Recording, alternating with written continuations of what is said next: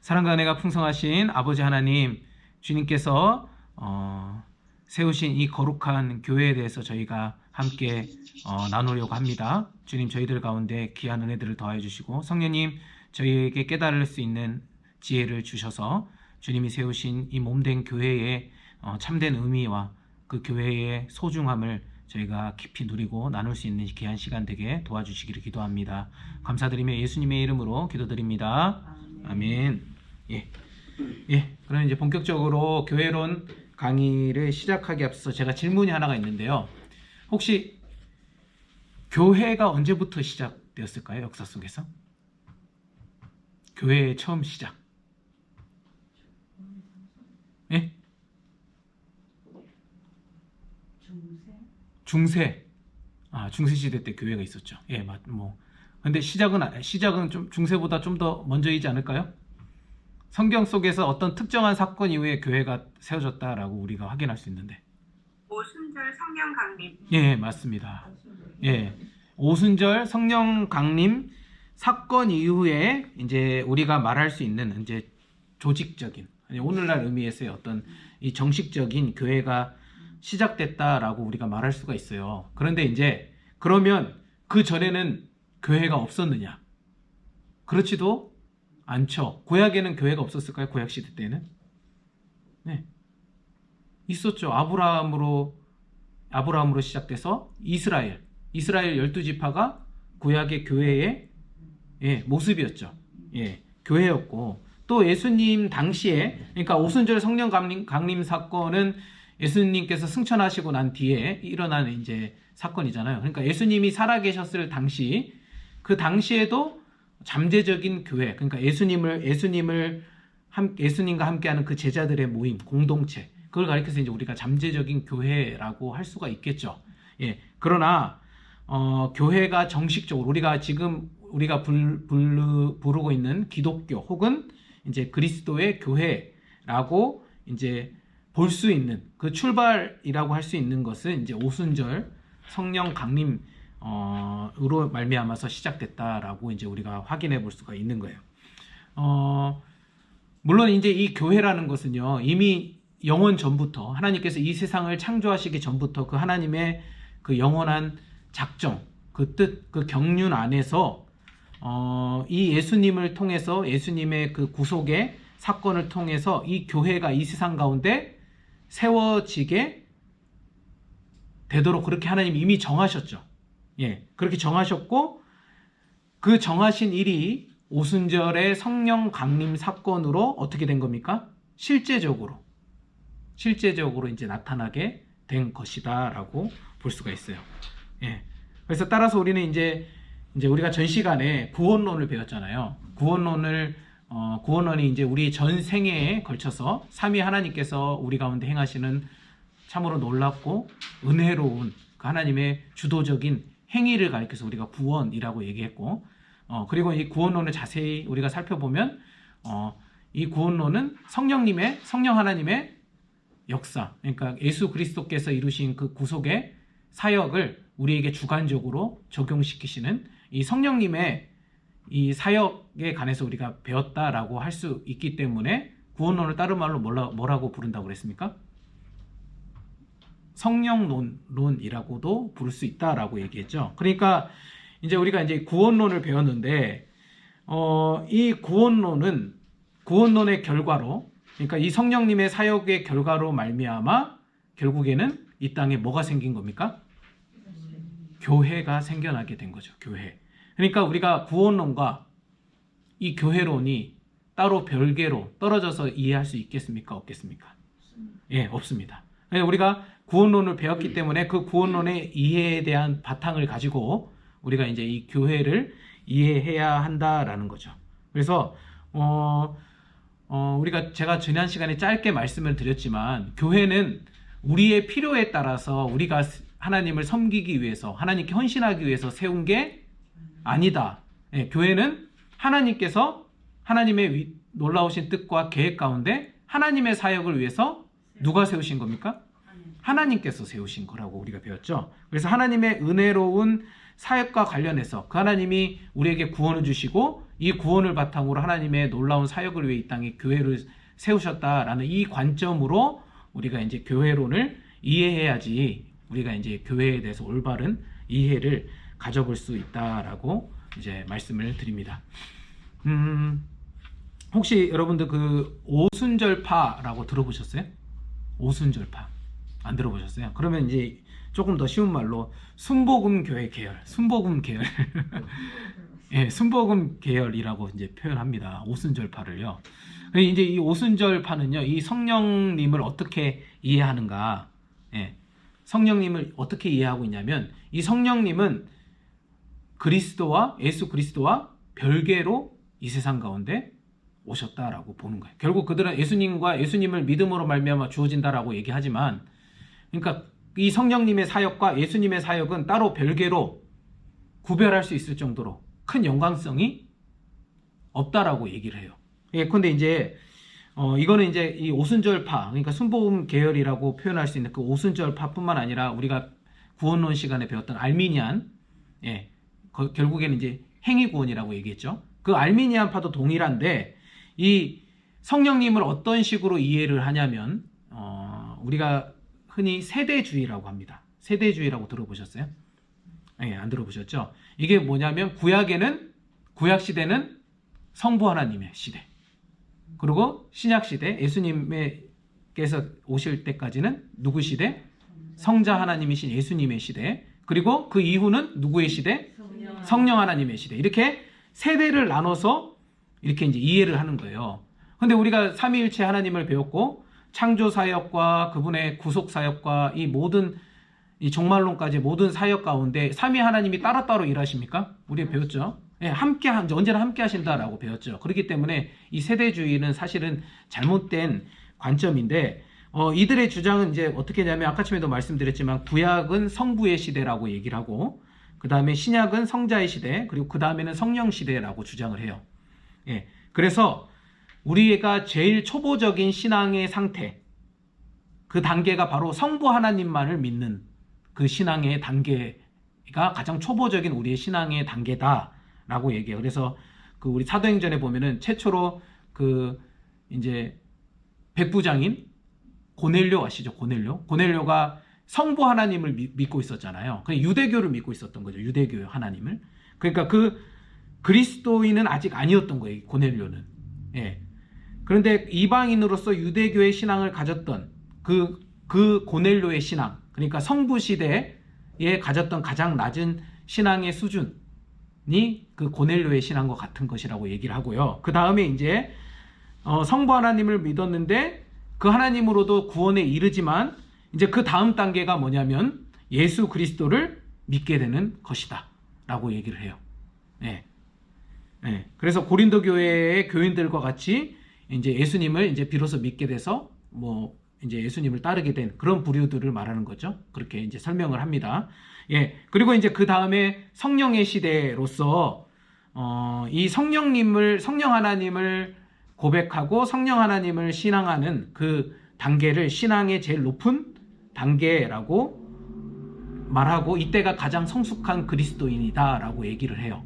그래서 이제 완전한 그리스도인, 성숙한 그리스도인이 되기 위해서는 뭐를 받아야 되냐면 성령 세례, 요 얘기 들어보셨어요? 네. 예, 성령 세례를 받아야 된다라고 얘기를 해요.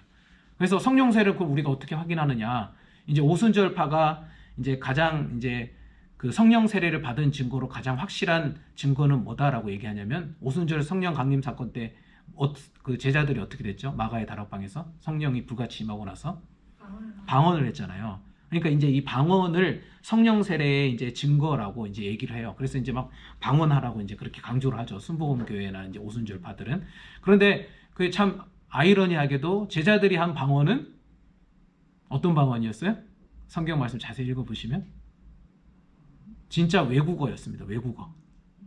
네, 그러니까 막 너도 나도 알아들을 수 없는 그런 말이 아니라 다른 지방 사람들이 오고서 놀란 거예요. 저 사람들은 이스라엘 본토 사람들인데 우리 지방 우리나라 말을 하네? 이렇게 놀란 거예요. 그러니까 제가 전혀 러시아의 어에 대해서 모르는데 어느 날 제가 러시아어로 기도를 하는 거예요. 이게 이제 성경이 그 오순절 강림 사건 때 임했던 방언이거든요. 근데 이제 그 방언과 전혀 다른 방언이죠. 물론 이제 고린도서에 보면은 천사들이 하는 방언이라는 표현이 있습니다. 예. 근데 이제 전혀 다른 표현인가. 어쨌든, 예. 이제 성경적으로도 그렇게 맞지 않아요. 예. 그렇게 이제 성령 세례를 받아야 된다라고 이제 주장을 해요. 그래야지 이제 우리가 완전해진다. 그리고 이것은 알미니안들이 또 어떤 식으로 똑같이 얘기하냐면 제2의 특별 은혜가 주어져야 된다. 그래야지 우리가 성숙한 신앙인이 될 수가 있다라고 이렇게 주장을 하죠. 예. 그래서 이제 어떤 결과가 일어났냐. 우리가 이제 교회에 다니다 보면은 교회가 어떻게 했으면 좋겠습니까? 좋겠다고 생각하죠? 교회가 날이 갈수록 성도님들이 많이 모이고 이게 부흥했으면 좋겠다라고 생각을 하잖아요.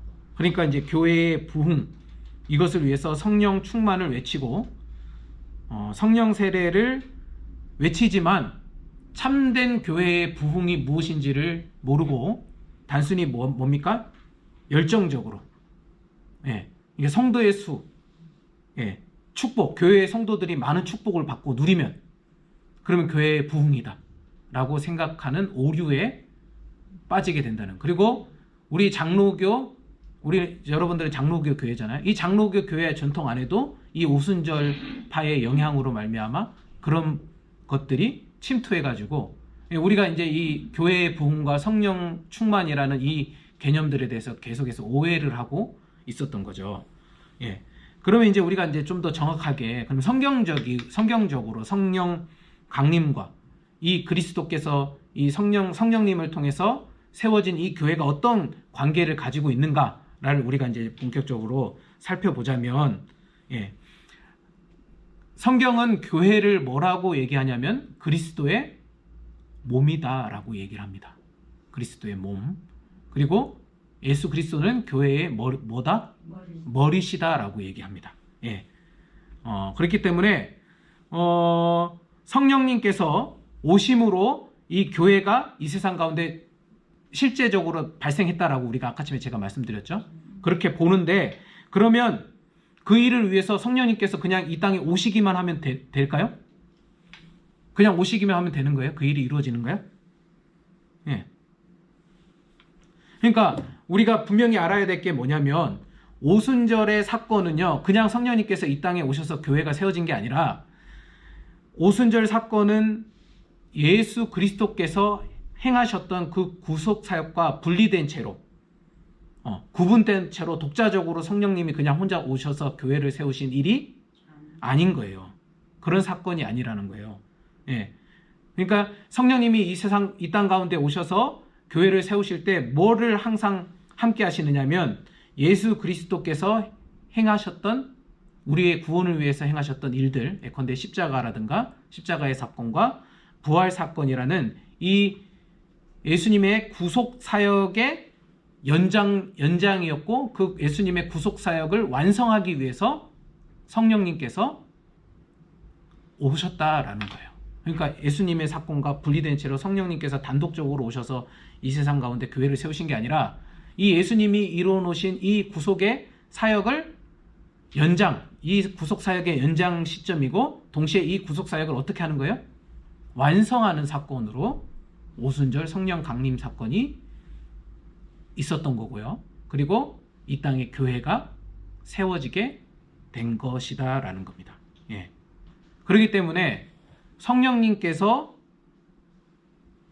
오셨다라는 말은 다른 말로 어떻게 표현할 수 있냐면 그리스도의 영이 오셨다라고 표현할 수가 있어요. 네. 성령님과 그리스도의 영. 그러면 성령님과 그리스도의 영이 같은 건가? 이거는 이제 정확하게 우리가 이해할 수 없는 신비이기도 한데 성령님이 곧 그리스도의 영이시고요. 또 그리스도의 영과 성령님은 어떻게 되세요? 삼위의 하나님으로 구별되시죠. 네, 구별되시잖아요. 우리가 삼위의 하나님을 하나님은 한 분이시지만 삼위 하나님으로 우리가 구별되신다라는 거잖아요. 그러니까 성령님이 곧 그리스도의 영이라고 말해도 됩니다. 그러나 똑같다? 라고 할 수도 없다라는 거예요. 예. 예, 그리스도의 영과 성령님은 또 하시는 사역이 또 다르고 구별되신다는 거죠. 예. 그래서 이 성령님이 오신다라는 표현은 그리스도와 관련해서 그리스도의 영이 오신다라는 의미로 우리가 봐야 한다라는 거고요. 그래서 하늘에 계신 예수님께서 그리스도께서 영으로 이 땅 가운데 오신 것이 바로 오순절 강림 사건이다. 예. 그렇게 말해도 틀린 말은 아닌 겁니다. 예. 예. 그래서 성령님은 완전히 그리스도로 인식되어서 그리스도의 특징을 가진 그 영으로 우리 가운데 오시는 거예요. 그래서 성령님이 우리 가운데 임하시면 우리가 누구를 믿게 되고 누구를 증거하는 삶을 삽니까? 예, 그렇죠. 그리스도를 믿게 되고 그리스도를 증거하는 삶을 사는 거예요. 그게 성령의 충만입니다. 예. 그러니까 성령님과 그리스도가 별개가 아니에요. 예. 그러니까 이 세대주의가 아까 처음에 얼마나 우리가 잘못된 주장인지를 우리가 쉽게 확인해 볼 수가 있는 거죠. 예. 그래서 성령님이 오시면 우리에게 나타나면 우리의 삶 가운데 뭐가 나타나게 돼 있어요? 그리스도께서 나타나게 돼 있어요. 예. 예. 이런 성령님이 강림하셔서 우리에게 오심으로 이제 지금껏 하나님과는 무관한 삶을 살았던 죄인들, 이런 죄인들이 그리스도의 백성이 되었고요. 그 다음에 그들의 그 한 지체의 그 한 모임이 뭐가 된 거예요? 교회가 되게 된 거죠. 예. 성령의 오심으로 이 예수님의 구속사역이 적용되게 하셔서 죄 아래서 하나님께 대적하던 이 죄인들이 새 사람으로 탄생되고 그 새 사람의 연합이 이제 교회로 나타나게 된 거죠. 따라서 이제 우리가 확인해 볼 수 있는 것은 성령님께서 그냥 오셔가지고 하나의 단체를 독립적으로 개별적으로 세운 게 교회다? 그렇다 맞아요? 아니다라는 거예요. 예. 예. 그래서 그리스도의 영으로 오셔서 역사하시기 때문에 사람들로 뭘 만드시는 거예요? 그리스도의 몸을 만드시는 게 교회입니다. 예. 성령님께서 오셔서 죄와 죽음 아래 있는 그 백성들을 새로운 백성으로 다시 살려내셔서 바로 예수님의 그리스도의 몸, 교회가 되게 하신 거예요. 예.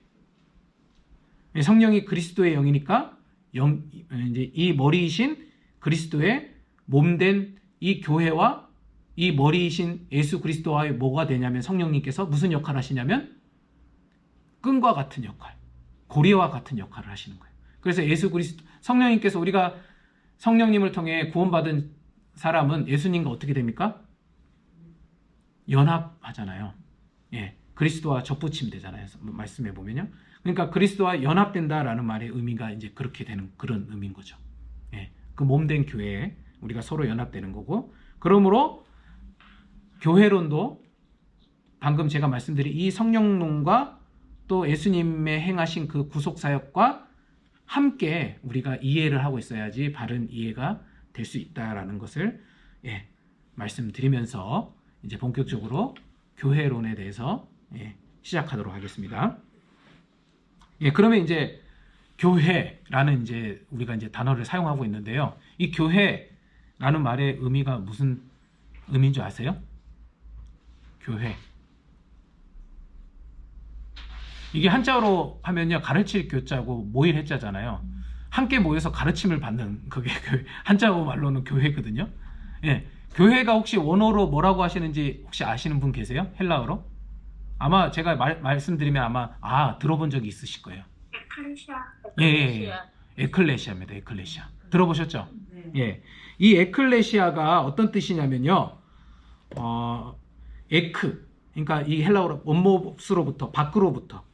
예, 밖으로부터 세상으로부터, 그러니까 세상으로부터 불러내셨다라는 의미가 바로 에클레시아입니다. 예, 교회라는 의미가. 예.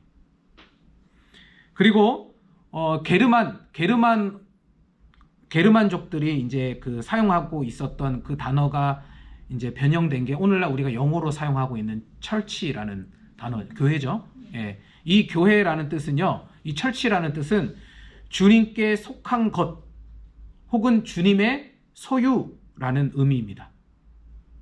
예, 좋은 말이죠. 예. 처치는 주님께 속한 주님의 소유 이런 뜻이고, 에클레시아는 세상으로부터 불러내신 이런 뜻인 거예요. 예. 그런데 이런 어원적인 의미를 가지고 있는데, 이런 어원적인 의미만으로는 우리가 이 교회의 의미를 제대로 이해할 수 있을까요?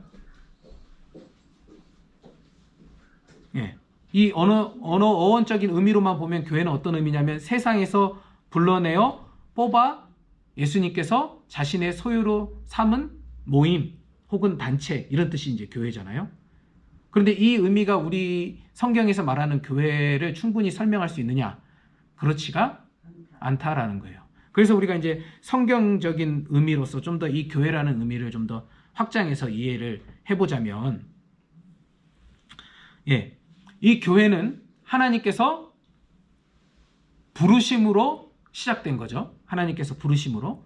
근데 하나님이 어떻게 부르시냐? 하나님께서 예수 그리스도의 이름으로 부르신 사람들의 연합으로 시작이 되는 거죠. 하나님이 우리를 부르실 때에 우리의 이름도 아시지만 우리를 그냥 이름을 부르고 그냥 그렇게 부르시는 게 아니라, 우리를 어떻게 부르시냐면, 하나님께서 우리의 이름을 부르시지 않고 예수 그리스도의 이름으로 우리를 부르시는 거예요.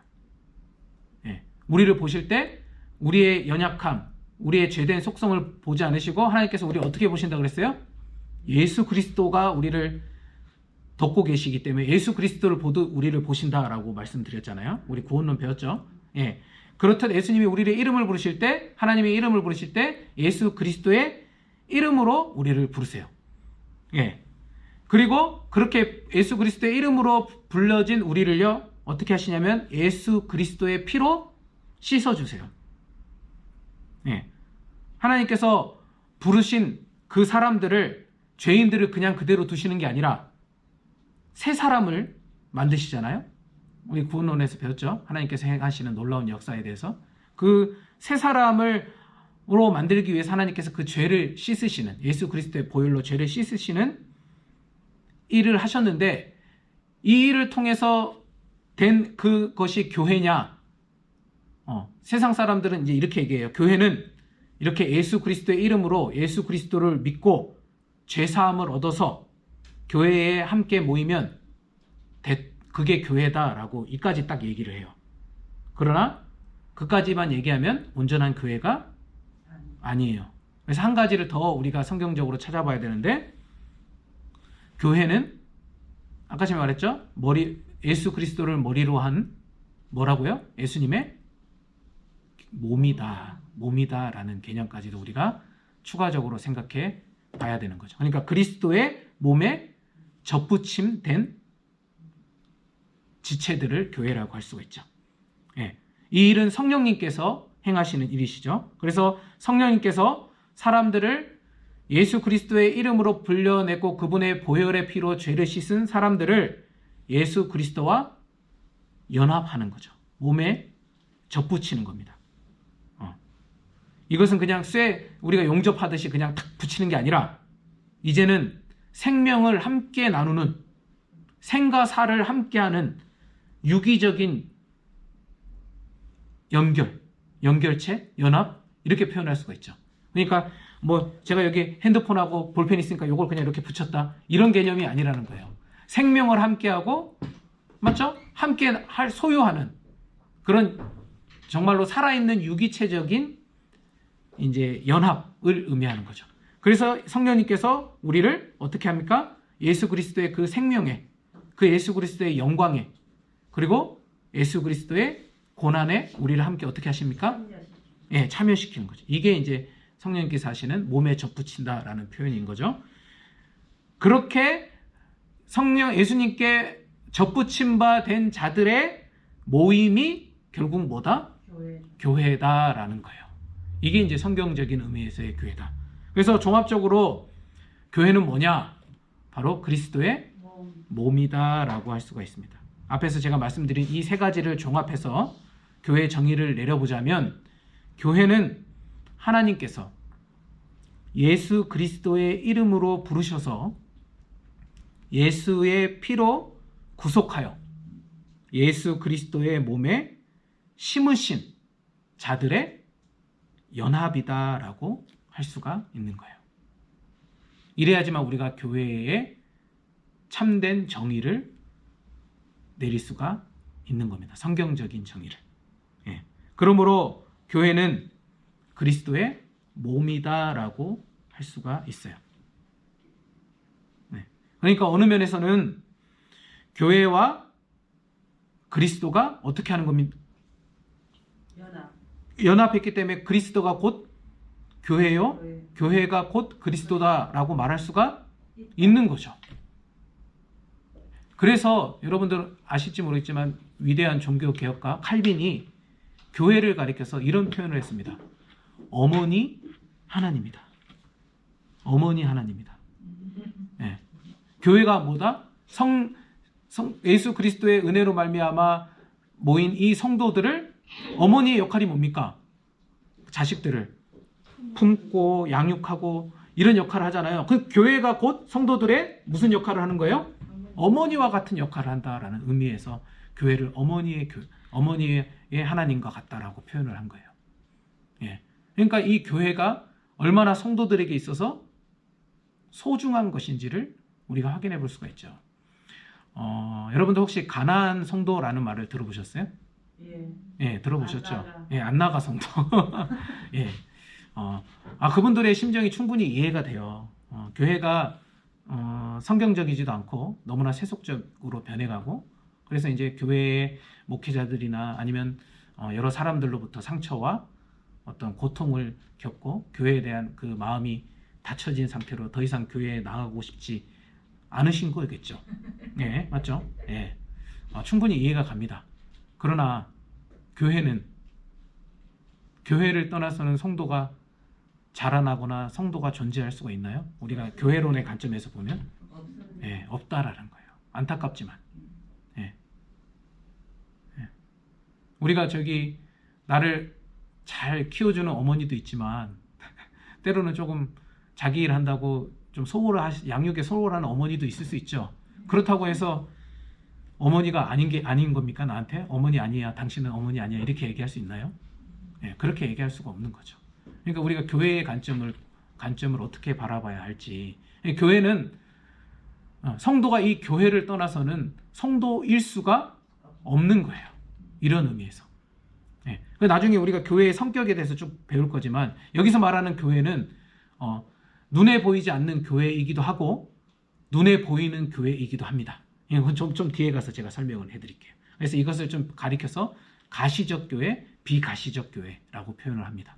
예, 그래서 우리가 말하는 장로교, 개혁교회는 교회를 어떻게 얘기하냐면 가시적인 교회요, 곧 비가시적인 교회, 두 개의 다를 얘기해요. 예, 예. 우리가 눈에 보이는 교회가 아무리 소망이 없고 희망이 없어 보여도 하나님께서는 결국 이 세상에 하나님의 일을 어떤 단체를 통해서 일하세요? 정부를 통해서 일하실까요? 경찰을 통해서 하나님의 일을 이루실까요? 아니요. 아무리 교회가 타락해도 하나님께서는 이 땅에 하나님의 일을 누구를 통해서 이루세요? 교회를 통해서 이루십니다. 교회를. 예. 교회가 부족해 보여도. 그러니까 우리가 이 교회에 대한 관점을 새롭게 가져야 돼요. 예. 예, 그래서 이제 이 교회는 그리스도의 몸이다라고 얘기했죠. 이게 이제 바울이 이거를 깊이 깨달았나 봐요. 그래서 이제 바울이 이것을 얘기했는데, 바울이기 전에 사울이었죠. 사도행전을 보면 사울이었죠. 그래서 이 사울이 종교적인 열심이 있어가지고 나사렛 예수를 따르는 이단 종파들이 일어났다라는 소리를 들은 거죠. 그래가지고 어떻게 해요? 이 이단 종파들을 내가 무찔러야겠다. 철저히 진멸해야겠다. 그래서 하나님의 거룩함, 하나님의 그 영광을 드러내야겠다. 이런 열심으로 아마 사울이 그렇게 이제 예수님을 따르던 제자들을 막 핍박했죠. 예, 막 핍박하면서 돌아다녔어요. 그런데 막 핍박하면서 돌아다녔는데 부활하신 예수님께서 이 사울 앞에 나타나셨잖아요. 그리고 사울한테 예수님이 뭐라고 얘기하십니까? 사울아 사울아 네가 어찌하여 나를 핍박하느냐라고 얘기했죠. 사울은 예수님 핍박한 적 없거든요. 예수님 본 적도 없어요. 아, 보셨나? 그건 잘 모르겠습니다. 실제로 봤는지는 모르겠지만, 사울이 이전에, 바울 이전에. 예. 그런데 예수님이 자기를 핍박하신다라고 표현을 했거든요. 아마 그 사건을 계기로 사울이 깊이 깨달은 게 뭐냐면, 그렇구나. 사울은 교회를 pit박했죠. 맞죠? 성도들을 핍박했죠. 그런데 예수님이 그것을 자기를 핍박하셨다라고 말씀하셨잖아요. 이 사건을 두고 이제 바울이 이제 깊이 깨달은 바가 교회는 그리스도의 몸이구나라는 사실을 아마 깊이 깨닫고, 그래서 이제 그 서신서에 보면은 교회를 그리스도의 몸이라고 그렇게 썼던 것 같습니다. 그래서 우리가 이 교회라는 의미를 정확하게 이해하면서 우리가 이제 오늘 그 교회의 성질에 대해서 우리가 이 시간 계속해서 이어서 배워보도록 하겠습니다.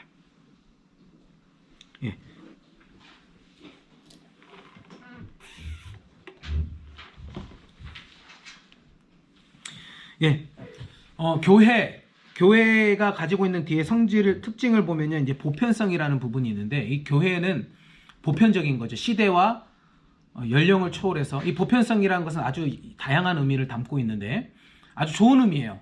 그래서 이 보편성이라는, 교회가 가지는 이 보편적인 특성, 이 보편적인 교회를 가리켜서 원래는 이제 좋은 말로 어떤 단어를 쓰냐면 캐톨릭이라는 단어를 써요. 카톨릭이라는 단어가 되게 좋은 단어입니다. 아주 의미 있는 단어예요. 소중한 단어이고. 그런데 그 캐톨릭이라는 단어를 누가 독점해 버렸습니까? 성당에서, 우리가 흔히 알고 있는 성당에서 독점해 버렸어요. 그게 좋은 의미인데, 캐톨릭이라는 이 공교회성. 저는 한마음교회고 여기 계신 분들은 다 각자 다른 교회죠. 그 우리는 서로 다른 교회입니까? 아니죠. 우리는 예수 그리스도 안에서 한 형제요, 한 지체죠. 그 이런 의미에서 공교회성이에요. 우리는 함께, 하나님과 함께 하나의 교회 안에 있는 거죠. 그런 의미에서 이 캐톨릭이라는 단어가 아주 좋은 단어입니다. 그런데 아까 제가 말했지만 어디가 이제 그 단어를 독점해가지고 자기가 이제 캐톨릭 교회라고 얘기를 해요. 그러니까 자기만이 성경이 말하는 유일한 교회다라는 의미에서 캐톨릭 교회라는 단어를 씁니다. 캐톨릭이라는. 그래서 제가 그것과 구별하기 위해서, 캐톨릭이라는 단어 자체는 너무 좋은 표현이기 때문에 앞으로 제가 이 캐톨릭, 우리가 흔히 말하는 카톨릭을 얘기할 때 카톨릭이라고 얘기 안 하고 구별하기 위해서 로마 카톨릭이라는 말을 쓰도록 하겠습니다. 그래서 이제 교회를 얘기할 때 로마 카톨릭은 교회를 어떤 식으로 이해하냐면, 우리 강의 한번 볼까요? 로마 카톨릭 교회는 교회의 본질을 어떻게 이해하냐면 외부 또는 유형적 조직체로서 이해를 해요. 그러니까 이 교회라는 의미를 가시적인 성격으로만 이해합니다. 눈에 보이는. 이해가 됐어요? 아까 전에 우리는 어떻게 교회를 본다 그랬어요? 가시적이기도 하고 비가시적이기도 하다라고 봤죠. 근데 로마 카톨릭은 가시적으로 봅니다, 교회를. 그래서 하나의 크고 존재하는, 그런 눈에 보이는 하나의 그 형태를 가지고 있는 조직체로서 그 교회를 봐요. 그래서 누가 최고의 위에 있는 사람이에요? 교황의 통치와 질서를 따르는 그 교황의 그 다스림 안에 있는 그 하나의 유형된 조직체만이 그들이 말하는 뭐예요? 교회다라고 주장하는 거예요. 그래서 우리 개신교는 그들의 입장에서 보면 교회이다, 교회이지 않다? 교회가 아니다라고 얘기할 수 있는 거예요. 그들은 자기들만이 캐톨릭이다. 자기들만이 캐톨릭이다, 이렇게 얘기를 해요. 그래서 외부적인 조직체로서 교회를 떠나서는 구원이 있을 수가 없어요. 카톨릭을 떠나서는, 로마 카톨릭을 떠나서는 구원이 주어질 수가 없습니다. 우리는 구원을 어떻게 받죠? 교회 다녀야 구원 받습니까? 교회에 속해야 구원 받나요? 우린 구원 어떻게 받습니까? 구원은 배우셨죠? 구원 어떻게 받죠? 예수 그리스도의 네. 보혈로. 아, 예, 감사합니다. 이제는 쉽게 그냥, 아, 예, 믿으면요. 이렇게 얘기 안 하시고, 예, 좀 더 고민하셔서 아주, 예, 그렇게 얘기해 주셔서 감사합니다. 예, 예. 우리의 구원은 하나님의 전적인 은혜로운 행위로 말미암아 주어지죠. 내가 지금껏 어떻게 살았든 간에, 내가 지금껏 뭐 막 살았던 간에, 예, 하나님의 은혜로 말미암아 우리에게 구원이 주어지죠. 내가 교회 안 다녀도 하나님의 은혜로 구원받을 수 있죠. 교회를 떠나서 구원이 있습니다. 충분히. 라고 얘기하면 이제 또 어떻게 교회를 떠나서 구원이 있습니까? 네, 뒤에 가면 이제 교회를 떠나서는 구원이 원리적으로는 있지만 이제 교회에 하나님께서 교회에 뭘 주시냐면 이제 말씀을 주시고 이제 맞죠? 성례를 주시고 하시잖아요. 은혜로운 수단으로 뒤에 배울 겁니다. 그것을 떠나서 우리가 사실 하나님의 구원을 접할 수가 없죠. 예, 엄밀한 의미에서 교회를 떠나서는 구원이 없죠. 예, 그러나 제가 원리적인 의미에서 교회가 구원을 주는 게 아니기 때문에 예, 그래서 그런 의미로 말씀을 드린 겁니다. 근데 이제 카톨릭은 교회를 떠나서는 구원이 있을 수 없다라고 주장해요. 왜냐하면 이들에게 구원은요, 카톨릭 안에 칠성례라고 들어보셨어요? 잘 아세요? 아, 예, 예. 저도 카톨릭 뭐 신학을 공부한 게 아니라 체계를 공부한 게 아니라 이제 저도 이제 신학 공부를 할 때 그냥 교수님으로부터 이제 잠깐 설명을 들은 거라 제가 자세하게는 알 수는 없는데 우리는 저희 개신교는 성례를 할 때 몇 가지를 행하죠? 2가지를 행합니다. 나중에 배울 겁니다. 뭐뭐 있죠? 세례와 성찬. 아, 예. 세례와 성찬. 예. 그래서 우리는 예수님께서 기념하고 지키라고 말씀하신 그 2가지만 성례로 받아들이고 지킵니다. 세례와 성찬을. 그런데 카톨릭은 그게 아니라 로마 카톨릭은 그게 아니라 7가지를 지켜야 돼요. 그래서 태어날 때 받아야 되는 거 맞죠? 그 다음에 살아가면서 날마다 죄를 짓기 때문에 받아야 되는 고해성사라고 들어보셨죠? 고해성사. 그 다음에 결혼할 때도 해야 돼요. 뭐 그걸 뭐라고 그러나 혼인성사라고 하네. 저는 정확하게 모르겠습니다. 그리고 서품 받을 때 또 따로 하는 게 있어요. 이제 예컨대 이제 뭐 어떤 이제 카톨릭 안에 로마 카톨릭 안에 이제 어떤 그 뭐라고 하죠? 직분을 받을 때, 예, 그렇게 받을 때 또 받아야 되는 게 있고 또 죽기 전에 꼭 받아야 되는 게 있어요. 예, 죽기 전에 이거 안 받으면은 구원 못 받아요. 그러니까 7가지를 다 받아야 돼요. 그러니까 교회에서 이 7가지를 주잖아요. 맞죠? 세례는 교역자만, 그러니까 로마 카톨릭 안에 있는 이제 뭐 주교라든가 어쩌면 신부님이라든가 이런 분들만 할 수 있잖아요. 그러니까 교회를 떠나서는 구원이 있을 수가 있습니까? 없습니까? 없는 거예요. 그런 의미에서 우리는 구원론 그 자체 예수 그리스도와 성령님의 그 은혜로운 행위로 우리는 구원을 얻는다고 얘기하지만 로마 카톨릭은 구원을 교회론 안으로 교묘하게 끌어들이고 와가지고 우리 교회에 속하지 않으면 너희들은 구원받을 수 없어 라고 얘기하는 거예요. 그래서 중세시대 때 들어보셨는지 모르겠지만 면죄부까지 한 거예요. 면죄부를 무슨 자기들이 말도 안 되게 하나님만 죄를 사할 수 있지 성경에 보니까 어떻게 자기들이 마음대로 그런 의미에서 면죄부가 아니라 하나님께서 교회에게 치리권을 주셨잖아요. 그러니까 교회적인 의미에서 죄를 사할 수 있는 권한이 있는 거예요. 그러니까 자기들이 그거를 자기 마음대로 사용했던 거죠. 예. 그래서 교회에 마치 구원이 있는 것처럼 그렇게 조장을 한 거죠. 예. 교회를 떠나서는 구원이 있을 수 없다. 이들이 생각하는 교회는 그런 교회입니다. 그런 유형적인 조직체. 그러나 우리가 말하는 개혁파, 즉 장로교가 말하는 교회는 어떤 의미냐? 성도들의 내면적, 영적 교통에서부터 교회의 본질을 찾는다. 우리는 교회를 얘기할 때 먼저 어디서부터 찾는다고요? 영적인 부분, 즉 비가시적인, 눈에 보이지 않지만 비가시적인 교회. 즉 우리의 믿음의 조상인 아브라함에서부터, 물론 그 앞에 노아도 있고요, 아담과 하와도 있겠죠. 그러니까 우리가 말하는 장로교가 말하는 교회는 이런 하나님으로부터 구원받은 모든 택자들의 영적인 연합. 그래서 우리는 아브라함과 함께 주님의 몸된 교회의 일원인 거예요. 예, 장로교 교회가 말하는 교회는 이런 교회입니다. 영적인 부분. 예, 거기서 교회의 본질을 찾는 겁니다.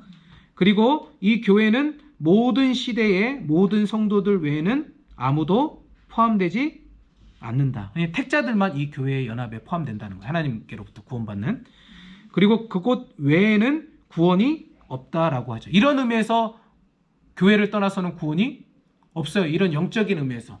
여기 안에 속해야 구원이 있는 거예요. 하나님의 택함 안에. 맞죠? 틀린 말이 아니죠. 그런데 이거를 이제 카톨릭은 아까 전에도 말했지만 눈에 보이는 가시적인 교회로 얘기를 해가지고 문제가 있는 거예요. 예. 이 교회는 예수 그리스도의 영적인 몸으로서 구원 사역에 나타나는 하나님의 영광을 반영하기 위해 운영되어지고 있다. 예. 그래서 우리 장로교 교회가 말하는 본질적인 교회는 우선 비가시적인 교회다. 영적인 연합. 이거를 정확한 의미로 에클레시아라고 얘기를 합니다. 그러나 이것만이냐? 이것만이 교회냐? 그렇지 않아요. 눈에 보이는 가시적인 교회들이 분명히 있잖아요.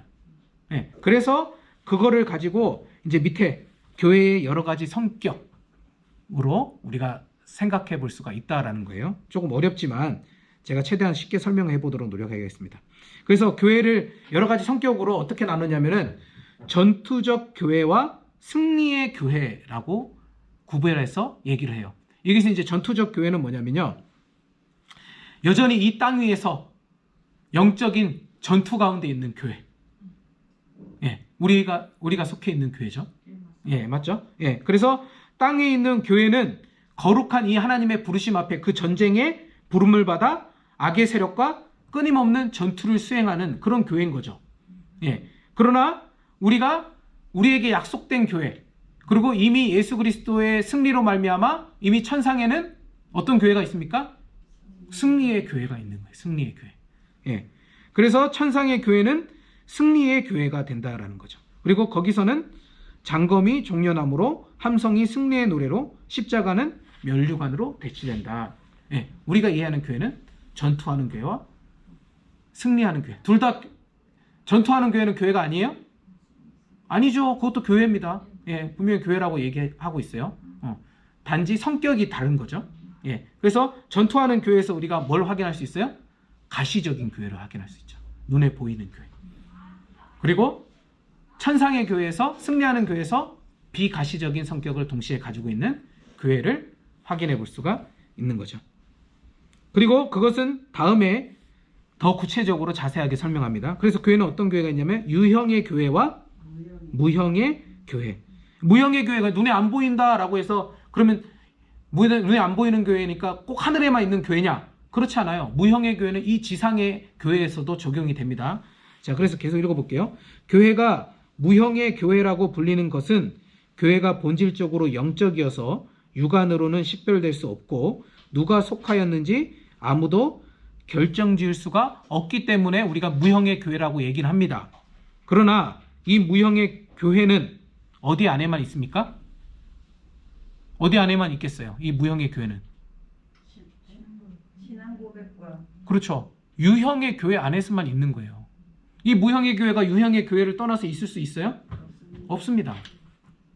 예, 그런 의미에서 이 지상에 있는 무형의 교회가 유형의 교회 안에 있기 때문에 무형의 교회가 이 땅에도 있는 거예요.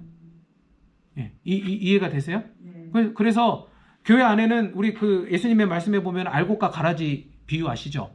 교회 안에 알곡과 가라지들이 다 섞여 있어요. 그런데 유형의 교회 안에는 알곡과 가라지들이 있지만 참된 무형의 교회는 누구만 있는 거예요?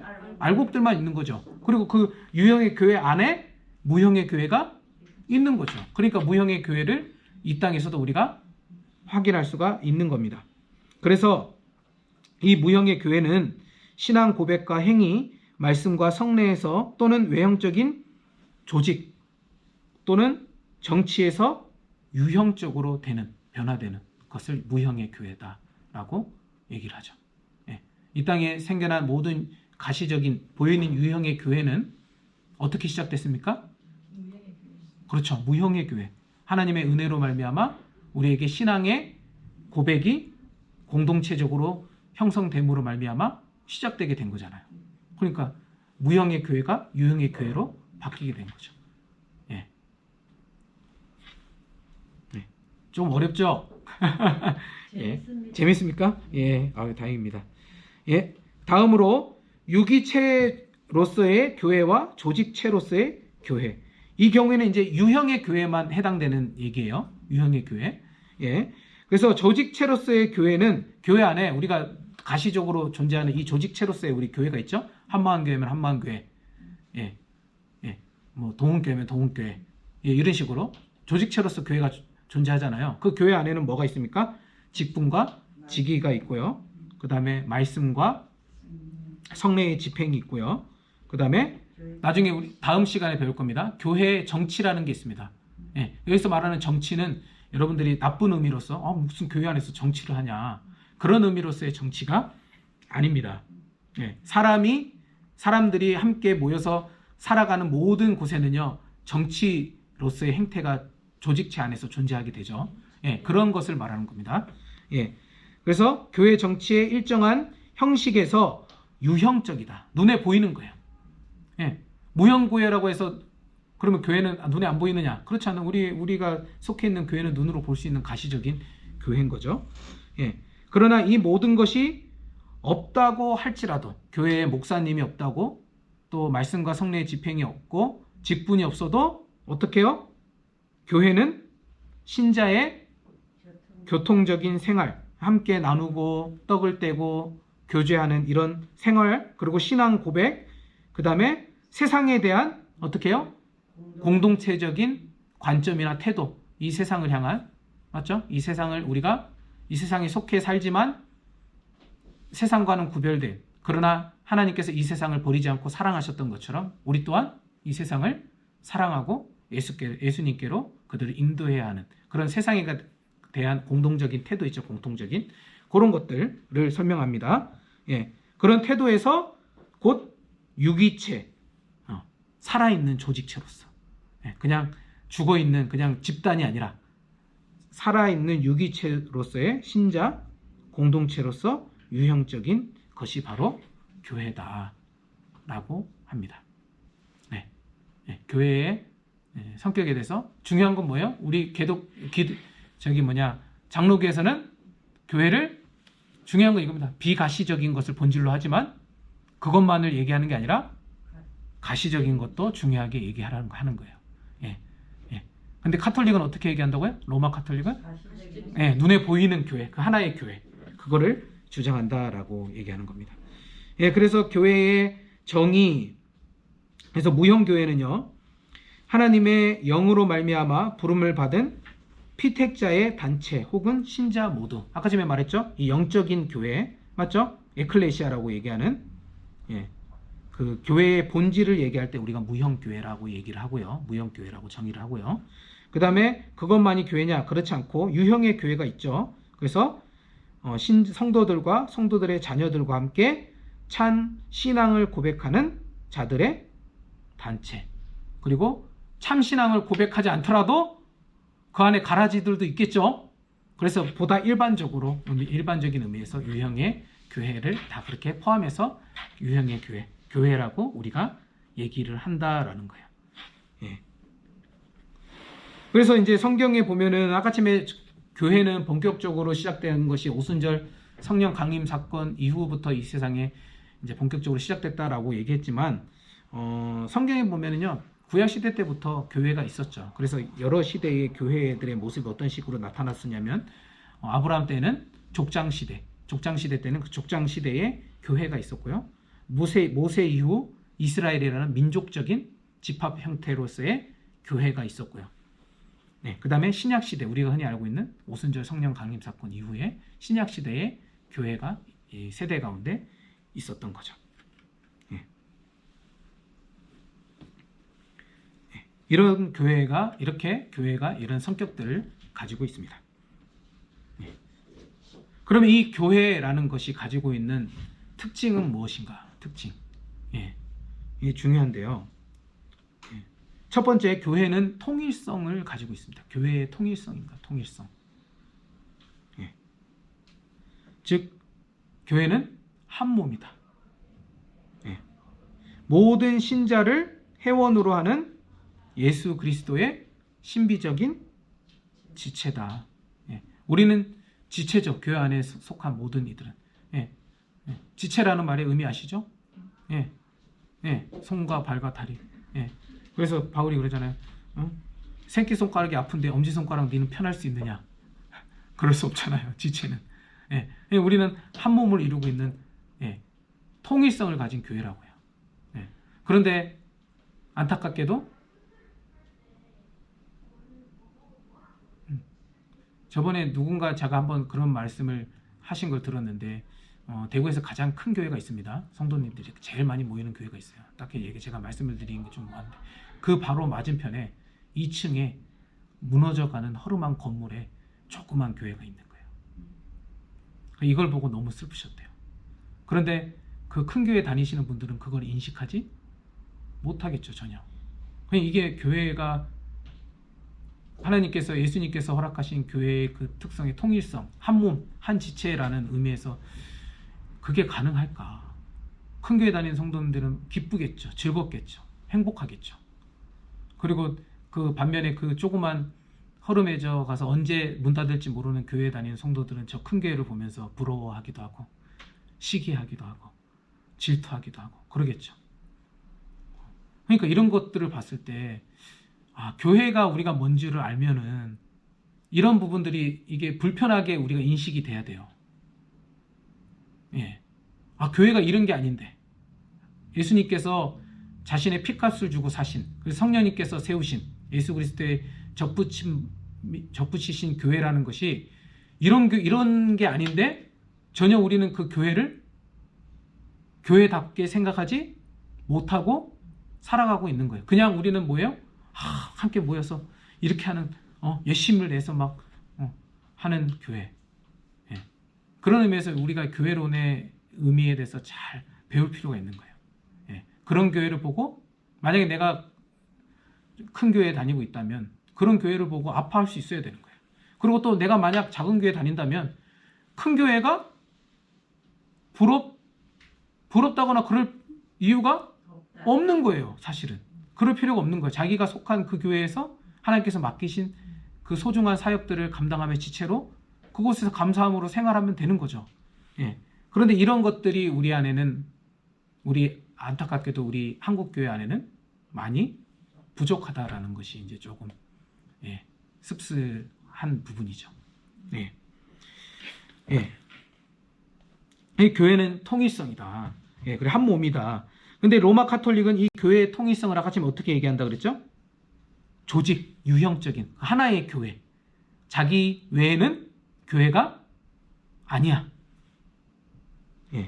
그렇게 전 세계적으로 그 교황의 그 통치 아래에 있는 모든 그 조직체를 교회의 통일성이라고 보지만 우리 장로교 교회는 개혁파 교회는 교회의 통일성을 기본적으로 뭘로 본다?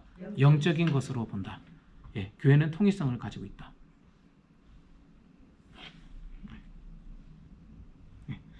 교회의 거룩성까지만 잠깐 하도록 하겠습니다. 다음으로 교회의 거룩성입니다. 교회의 거룩성이라는 것은 내적이고 영적인 것으로부터 교회의 거룩성을 찾는 거죠. 안으로부터 찾는 거예요. 우리의 성도들의 거룩함을. 그런데 로마 카톨릭은 교회의 거룩성을 내면적인 성질의 것이 아니라 어떻게 해요? 교의, 교황의 가르침이라든가 교회의 전통 있죠? 그 다음에 도덕적인 교훈이나 그들이 지키는 예배나 권징 등의 의식적이고 외형적인 것에 집중해요. 거기서 찾아요. 교회의 거룩성을. 우리는 세상과 달라. 우리는 이렇게 거룩해. 우리는 이런 거룩한 예배의 문화를 가지고 있어. 종교적인 특징을 가지고 있어. 이런 식으로 교회의 거룩성을 찾는 거예요. 외부에 나타나는 모습으로. 교회는 거룩의 개념을 그러나 우리는 교회의 거룩의 개념을 우리 교회에 속한 모든 지체 성도에게 적용을 시켜서 교회가 찬양이 막 웅장하고 막 예배를 뜨겁게 드리면 그 교회는 거룩한 교회입니까? 아니죠. 그 교회에 속한 성도들의 삶이 거룩해야죠. 우리는 그 거룩성을 그 내면에서 찾는다고 성도들의. 그래서 객관적으로는 그리스도 안에서 주관적으로는 원리에서 그 거룩성을 찾습니다. 예수 그리스도 안에 속해 있으면 우리는 어떻게 될 수밖에 없어요? 거룩해질 수밖에 없죠. 구원론에서 배웠습니다. 성령님의 은혜로 거룩은 우리가 이루는 것이 아니라 성령 하나님께서 행하시는 은혜로운 행위이기 때문에 성화 기억하시죠?